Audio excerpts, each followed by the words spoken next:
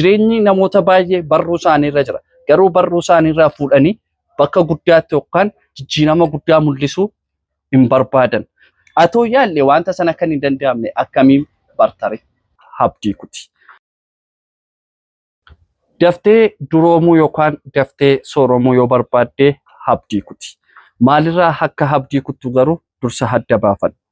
Egaa wantoonni baay'ee si qunnamuu danda'u yookaan wantoonni baay'ee si mudachuu danda'u. Jireenya kee keessatti daftee duroomuu yookaan daftee sooromuu barbaadda. Garuu immoo wantoota garaagaraadha kan itti hojjettu. Kanaafiyyuu wantoota si hin barbaachisnerraa abdii kuti. Fakkeenyaaf bakki hoolmaa tokko sitti mi'aa ta'uu danda'a. Bakki hoolmaa kee sun garuu milkaa'ina kee fi gufuu guddaadha ta'uu danda'a. So kanaafiyyuu maal gochuu qabda bakka hoolmaa kee sanarraa utuma isheen sitti mi'ootu, utuma isheen si gammachiistu, utuma isheen sitti bareeddu bakka sanarraa abdii kuti. Akkasuma immoo hiriyyaa kee. Hiriyyaan kee sun in jaallata ta'uu danda'a. Hiriyyaa kee sana baay'ee kabajja ta'uu danda'a. Hiriyyaa kee sana duukaarra ooluu hin feeta ta'uu danda'a.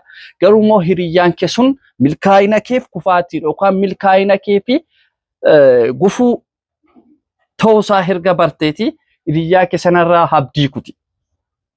Sababni isaas ati milkaa'aa hin jirtu, ati jijjiiramaa hin jirtu, ati guddachaa hin jirtu. Kanaafiyyuu hiriyyaa kee sanarraa abdii kutuun dirqama keedha jechaadha. Akkasuma immoo maatiin kee wanta tokko irratti ati kana na deeggaraa, ani kana hojjechuun barbaada, ani kana nan milkeessa, ani kana yoon hojjedhee nan guddadha, gara fuulduraatti jijjiiramuu nan danda'a jettee maatiin kee sun sanarratti sin deeggaru ta'uu danda'a. So kanaafiyyuu maal gochuu qabda abdii kuti isaanirraa. Karaa mataa kee waan xinnoo irraa kaatee bakka guddaa ga'uu ni dandeessa. Kanaaf wantoota sin fayyadne yookaan wantoota xixiqqootiin qabamtee dhaabbachuu keen dura wantoota sanarraa abdii kuti. Wanti sun sin milkeessu kaa, wanti sun sin jijjiiru, wanti sun bu'aa siif hin qabu, wanti sun milkaa'ina keef gufuu erga ta'eeti wantoota akkasirraa abdii kuti. Gaafa wantoota akkasirraa abdii kuttu galmi kee dhugaan siin jedhaati dhiyoodha. Galmi kee fagoo miti, si harka jira. Jireenyi namoota baay'ee barruu isaanii irra jira. Garuu barruu isaanii irraa fuudhanii bakka guddaatti yookaan jijjiirama guddaa mul'isuu hin barbaadan. Sababni isaas wanta dudduuba isaanii jiru sanatti kan isaan xiyyeeffatan. Isa dudduuba sana akkamittiin fuuna kan jedhu qofa yaadu. Garuu jireenyi fuulduradha kan inni jiru.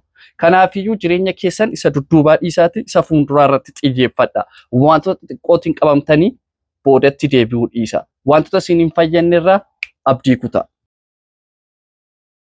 Inni lammaffaa maal akka barbaaddu adda baafadhu.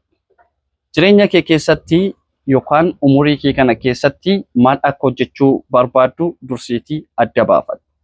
Yaada namaati miti, karoora namaati miti, mul'ata namaati miti. Namoonni baay'ee si gorsuu ni danda'u. Namoonni baay'ee si deeggaruu ni danda'u. Garuu karoora kee fi mul'ata kee irratti ta'uu qaba. Kanaafiyyuu maal akka barbaaddu sana adda baafadhu. Namoota si deeggaruu danda'an bukkee deemi. Namoota si deeggaruu hin dandeenye bukkee hin deemin. So kanaafiyyuu kan itti gochuu qabdu maal akka barbaaddu sana dursa adda baafadhu. Maal hojjechuun qaba? Maal irratti xiyyeeffachuun qaba? Maal irratti yoon hojjedhe milkaa? Maal irratti yoon hojjedhe guddadha jedhiitii dursa adda baafadhu.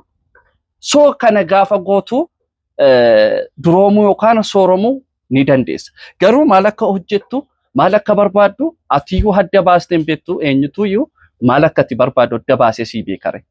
Kanaafiyyuu dirqama maal akka barbaaddu sana adda baasi. Maalin barbaadaa jedhiiti. Gartaayitii itti yaadi. Ani maalin barbaade addunyaa kanarraa? Maal yoon hojjedhe milkaa? Yoon maal hojjedhe galmagaa? Yoon maal hojjedhe fiixee milkaa'inaa sanarratti ba'uu danda'a jedhiiti dursiitii adda baasi. Wanti hin danda'amne addunyaa keenya irratti wanta hin yaalamiin qofadha. Kanaafiyyuu wanti yaalame hundumti isaayyuu salphaadha. Iyyaalin waa tokko baruu hin dandeessu. Atoo yaallee wanta sana kan hin danda'amne akkamiin bartare? Kanaafiyyuu dursa yaali. Maal akka barbaaddu sana adda baafadhuuti yaalitti fufi. Hin danda'ama wanti hundumtuu. Wanti hin danda'amne addunyaa keenya irratti wanta hin yaalamiin qofadha. Kanaafiyyuu maal akka hojjettu dursiitii adda baafadhu. Inni sadaffaa yookaan inni xumuraa karoora qabaadhu. Jireenya kee keessatti karoora hin qabdu taanaan kufaatiin inni jalqabaa kanadha. Namoonni baay'ee karoorri maal nu godha, karoorri nu fayyadu, karoorri nu jijjiiru jedhu. Garuu daftee duroomuuf daftee sooromuu yoo barbaadde karoora qabaadha. Har'a maal hojjechuun qaba? Dursitii adda baafadhu. Bor maal hojjechuun qaba? Karoorri bakka sadiitti qoonnee ilaaluu ni dandeenya. Inni jalqabaa karoora yeroo gabaabaa, karoora jiddugaleessaa fi karoora dheeraa kan jedhaman bakka sadiitti qoonnee ilaaluu ni dandeenya. Karoorri gabaabaan sa'aatii tokko keessatti maal hojjechuun qaba? Guyyaa tokko keessatti maal hojjechuun qabaadha. Karoorri giddugaleessaa immoo torban kana keessa maal hojjechuun qaba? Torban dhufu maal hojjechuun qaba? Ji'a isa dhufu maal hojjechuun qabaadha. Karoorri dheeraa kan jedhaman immoo waggaa kana maal hojjechuun qaba? Waggaa isa dhufu maal hojjechuun qaba? Sadarkaa kamirra ga'uun qabaadha. Soo kanaafiyyuu karoora qabaachuun dirqama keenyadha jechaadha. Namni karoora hin qabne bishaan gabateerraadha. Gara harkeetti jallata. Abbaa harkeetu soofa. Daandiirraa maqa. Guddina irratti jijjiirama irratti kufaatii guddaadha kan inni galmeessisiisu. Kufaatii hammana hin jedhamne. Waggaa kanas akkasumaan callisee bee mee waggaa kana maal hojjechaa baate tun jennee gaafanneeti namichi kun maal nuu deebisa hoomaayyuu jedha. Waggaa isa dhufus maal hojjechaa baate baranoo otuuti jettee gaafattee hoomaayyuu jedha. Namni karoora qabu garuu kanarra geeraa jedha. Si boonsaa deema, sitti tolaa deema. Soo kanaafiyyuu karoora qabaachuun dirqama keenyadha jechaadha. Daftee duroomuu yookaan sooromuu yoo barbaadde qabxii kana sadan seeraan eegi. Inni jalqabaa maal ture? Dafii abdii kuti yookaan immoo abdii kuti. Inni lammaffaa immoo maal akka hojjettu dursii adda baasidha. Inni sadaffaa karoora qabaadha. Qabxii kana sadan eegi. Jijjiirama kee garuu atiyyuu nagarta.